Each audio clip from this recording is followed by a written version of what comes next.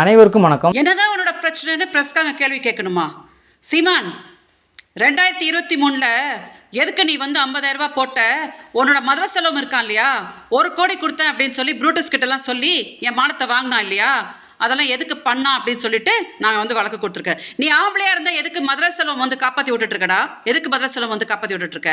நீ என்னமோ என் பிள்ளைங்க வளர்ந்துருச்சு, அது வளர்ந்துருச்சு, இது வந்துருச்சுன்னு. அப்போ எதுக்கடா என்கிட்ட வீடியோஸ் வாங்கினீங்க? எதுக்கு வீடியோஸ் வாங்கினீங்க?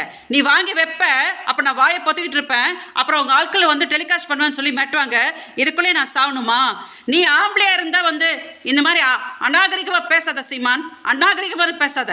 2008 வெறும் 6 மாதம் தான் வந்து பழகினா. அப்போ எதுக்கடா வந்து 2011 வந்து நான் கம்ப்ளைண்ட் கொடுப்பேன்? 2011 நீங்களாம் கொடுத்த டார்ச்சருக்கு தான் நான் வந்து போட்ட துணியோட வந்து கம்ப்ளைண்ட் கொடுத்த கமிஷனர் ஆஃபீஸில். இந்த அசிங்கமாக பேசுகிற வேலையெல்லாம் வச்சுக்காதானே. நீ பேசுறனா உன்னை விட கேவலமாக பேசுறதுக்கு எனக்கு தெரியும். சும்மா ட்ராமா போடாத. நேற்று வரைக்கும் நீ என்ன சொல்லிட்டு இருந்த? விஜயலட்சுமினா யாருன்னே தெரியாத அவங்க திமுக கூட்டிட்டு வந்தாங்க தானே சொன்னேன்.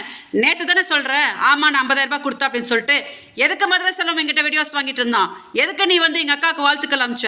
எதுக்கு எங்ககிட்ட எல்லாம் இந்த டார்ச்சர்லாம் பண்ணிட்டு இருந்தீங்க? எதுக்கடா நீ முதல்ல 50,000 ரூபாய் போட்டுட்டு எது மதுரை செல்வம் வந்து புருஷன் என்கிட்ட பேசிட்டு இருந்தான்? இதெல்லாம் வந்து அங்கே பதில் சொல்லு. முதல்ல நீ வந்து ஒன்றுமே போடாமல் உட்காந்து பொண்டாட்டின்னு பம்பனியே, அதுக்கு என்ன போய் பதில் சொல்கிறா? அதை விட்டுட்டு உட்காந்து மீடியா முன்னாடி சீன் போட்டுட்டு இருக்காத.